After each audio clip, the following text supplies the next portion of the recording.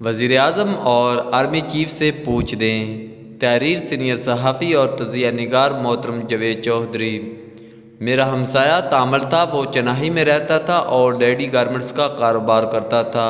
اس کی 4 فیکٹریاں تھیں اور وہ یقیناً ارب پتی ہوگا۔ انسان جب طاقت، دولت اور شہرت کی خاص حد سے آگے بڑھ جاتا ہے تو اس کی شکل تبدیل ہو جاتی ہے۔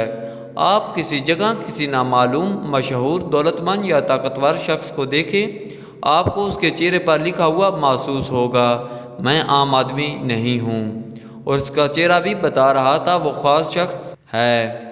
فلائٹ نے سنگاپور سے اڑان بھری اور میں کتاب پڑھنے میں مصروف ہو گیا۔ وہ ترچھی نظروں سے کتاب دیکھ رہا تھا۔ میں نے مسکرا کر اسے کتاب پکڑا دی۔ وہ شرمندہ ہو کر بولا، میرا مطلب ہرگز یہ نہیں تھا۔ مجھے کتاب کا ٹائٹل دلچسپ لگا، میں اس لیے اسے دیکھ رہا تھا۔ میں نے ہنس کر جواب دیا، آپ یہ کتاب رکھ سکتے ہیں، میرے پاس اس کی دوسری کاپی موجود ہے۔ اس نے ہنس کر شکریہ ادا کیا اور یوں اس کے ساتھ گفتگو شروع ہو گئی۔ وہ لیڈی گارمنٹس کی تمام ویرائٹیز بناتا تھا۔ یورپ اور جاپان اس کا گاہک تھا۔ اس کا کاروبار انڈیا میں تھا لیکن وہ رہتا سنگاپور میں تھا۔ میں نے وجہ پوچھی تو اس کا جواب تھا، سنگاپور میں صفائی اور امن ہے، میں اس لیے فیملی سمیت یہاں رہتا ہوں۔ میں نے ہنس کر کہا، لیکن یہ دونوں چیزیں تو دنیا کے بے شمار ملکوں میں ہیں۔ اس نے جواب دیا، ہاں، لیکن سنگاپور میں ساؤتھ انڈین کھانا، مندر اور موسم بھی ہے۔ یہاں گرمی ہوتی ہے اور نہ سردی۔ انفراسٹرکچر شاندار اور سوسائٹی کرائم فری ہے۔ چنائی سے فاصلہ بھی زیادہ نہیں ہے، لہذا میں مہینے میں 10 دن سنگاپور اور 20 دن انڈیا میں رہتا ہوں۔ میں نے اس سے اتفاق کیا۔ لی کوان یو نے واقعی مشرق میں یورپ سے زیادہ بہتر ملک تخلیق کیا اور لوگ اب اس میں رہنا چاہتے ہیں۔ میں 23 اگست کو 5ویں مرتبہ 2 دن کے لیے سنگاپور گیا۔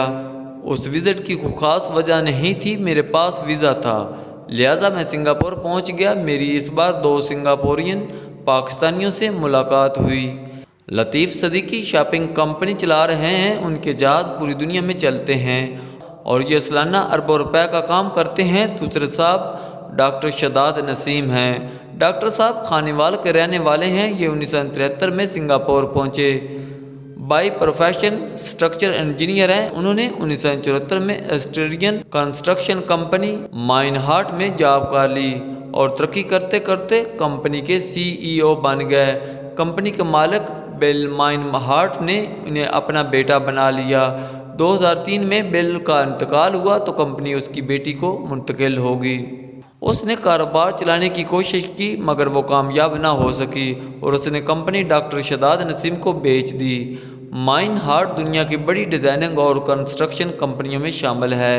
اس نے دنیا کی 30 بلند ترین عمارتیں، درجنوں ایئرپورٹس اور میٹروز بنائی ہیں۔ یہ لوگ سالانہ $25 ارب کے پروجیکٹس مکمل کرتے ہیں۔ یہ اس وقت ازبکستان کا نیا دارالحکومت بھی ڈیزائن کر رہے ہیں۔ بھارت میں بھی ان کے درجن کے قریب منصوبے چل رہے ہیں۔ 55 ملکوں میں ان کے دفاتر ہیں اور 5000 ملازمین ہیں۔ مجھے شداد نسیم کے دفتر اور گھر جانے کا اتفاق بھی ہوا اور ان کے ساتھ کھانا کھانے اور چلنے پھرنے کا موقع بھی ملا۔ ڈاکٹر شداد اور ان کے صاحبزادے عمر شداد دونوں بھلے مانس اور سمجھدار ہیں۔ یہ سنگاپور کے انویسٹمنٹ بورڈ میں بھی شامل ہیں اور ان کا وزیر اعظم ہاؤس میں بھی عمل دخل ہے۔ یہ درجن بھر سربراہان مملکت کے ساتھ کام کر چکے ہیں اور اس وقت بھی کر رہے ہیں۔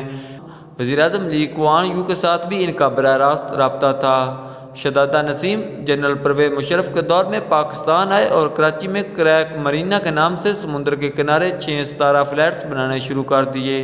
یہ 8 35 منزلہ ٹاور تھے اور یہ کراچی کی بلند ترین عمارتیں تھیں۔ یہ منصوبہ 2005 میں شروع ہوا مگر 2023 یعنی 18 برسوں میں مکمل نہ ہو سکا، جبکہ اس دوران ان کی کمپنی مائن ہارٹ نے ملیشیا میں دنیا کی دوسری بلند ترین عمارت بھی بنا دی اور بھارت کے 8 ایئرپورٹس بھی۔ میں نے ڈاکٹر شداد نسیم سے پوچھا، آپ پاکستان میں کیوں فیل ہو گئے؟ انہوں نے ہنس کر جواب دیا، پاکستان میں کوئی بھی منصوبہ مکمل کرنے کے لیے 4 زندگیاں اور آپ کے 8 ہمزاد چاہیے۔ آپ کا ایک ہمزاد روزانہ عدالتوں میں پیش ہو، دوسرا FIA کے دفتر حاضری دے، تیسرا نیب میں ماتھا ٹیکے، چوتھا ڈیولپمنٹ اتھارٹی میں جوتے گھسائے، 5واں وزیر اعلیٰ ہاؤس میں بیٹھا رہے، چھٹا بیوروکریسی اور فوج کے ساتھ رابطے میں رہے، 7वां क्लाइंट से लड़ता रहे और 8वां आमजाद साइट पर काम कराए। ये अकेले बंदे के पास की बात नहीं। मुझे इनकी कहानी दुखी महसूस हुई। मैंने उनसे तफसील पूछी तो उन्होंने बताया, शौकत अजीज़ सिंगापुर में सिटी बैंक में थे। मेरे इनके साथ बहुत अच्छे तल्लुकात थे। ये हमारे काम से भी वाकिफ़ थे, लिहाजा ये मुझे पाकिस्तान ले गए। हमने कराची में काम शुरू कर दिया। पाकिस्तान में उस ज़माने में कोई बड़ी कंस्ट्रक्शन कंपनी नहीं थी, लिहाजा हमने चीनी फर्म के साथ मुआहदा कर लिया। साइट पर काम शुरू हो गया। 2008 में पाकिस्तान में दहशतगर्दी शुरू हो गई और चीनियों पर हमले होने लगे, लिहाजा हमारी चीनी कंपनी वापस चली गई। उसकी 1 अरब रुपए की बैंक गारंटी थी। अदालत ने उसके खिलाफ स्टे ऑर्डर दे दिया। चीनी कंपनी ने हमारे खिलाफ कार्रवाई शुरू कर दी। यूं काम रुक गया। उस दौरान किसी ने नैब में हमारे खिलाफ दरख्वास्त दे दी। नैब ने इंक्वायरी शुरू कर दी। ये इंक्वायरी 2021 तक चलती रही। हम कभी एक दफ्तर और कभी दूसरे दफ्तर जलील होते रहे। हमने उस दौरान एक लोकल कंपनी को अपने साथ शामिल कर लिया। इसने काम किया और ना अपना शेयर दिया, उल्टा हम पर केस भी कर दिया। हम अभी इनके साथ निपट रहे थे कि अथॉरिटी ने हमारी लीज कैंसिल कर दी। हम अब 4 जंगें लड़ रहे थे। अथॉरिटी के साथ माहद खुला हुआ था। लोकल पार्टनर के साथ केस भुगत रहे थे। नैब की इंक्वायरी चल रही थी। क्लाइंट्स का दबाव भी बढ़ रहा था। हमने कुल 350 फ्लैट्स बनाने थे और इनमें से सिर्फ 250 की बुकिंग हुई थी। हमारे पास 3.5 अरब रुपए थे। हमने इनसे 3 टावर का ग्रे स्ट्रक्चर मुकम्मल कर लिया, जबकि बाकी 5 की बुनियादें मुकम्मल थी, लेकिन हमें सांस की मोहलत भी नहीं दी जा रही थी। हम पाकिस्तान जाकर थक गए। इस दौरान कोविड भी आ गया। हमारे 3 साल इसमें भी ज़ाया हो गए। हम अब भी अपना प्रोजेक्ट मुकम्मल करना चाहते हैं, मगर हमारे नाम स्टॉप लिस्ट में हैं। 5 साल से FIA की इंक्वायरी चल रही है। हमें अदालतें भी बुला रही हैं और हमारे अकाउंट्स भी सीज हैं। लिहाजा आप खुद बताएं, हम काम कैसे करेंगे? काम मुकम्मल करने के लिए हमारा पाकिस्तान जाना ज़रूरी है, मगर हम स्टॉप लिस्ट में हैं। हमारा लोकल पार्टनर हमें FIA के ज़रिए सांस नहीं लेने दे रहा। अथॉरिटी हमें काम करने नहीं दे रही और इन 18 बरसों में 1000 की चेयर 50,000 रुपये तक पहुँच चुकी है। हमने काम शुरू किया था तो $60 था। आज ये 315 रुपये में भी नहीं मिल रहा। हम अगर कोई इंटरनेशनल कंपनी ले जाते हैं तो हुकूमत काले से डॉलर बैल ले जाने की इजाज़त नहीं देगी, चुनाचे ये फिर वहाँ क्यों जाएगी। और हम अगर कोई पाकिस्तानी कंपनी हायर करते हैं तो इसे हमारा वो लोकल पार्टनर काम नहीं करने देगा जिसने हमें गले से पकड़ा हुआ है। लिहाजा फिर इन हालात में प्रोजेक्ट कैसे मुकम्मल होगा और इसकी भी क्या गारंटी है हम पाकिस्तान जाएं और हमारे नाम ECL में ना डाल दिए जाएं। और अगर ये होगा तो हमारे 55 मुल्कों में दफातर बंद हो जाएंगे, हमारे इंटरनेशनल प्रोजेक्ट्स लटक जाएंगे और लिहाजा फिर हमने इस खुमारी में क्या कमाया।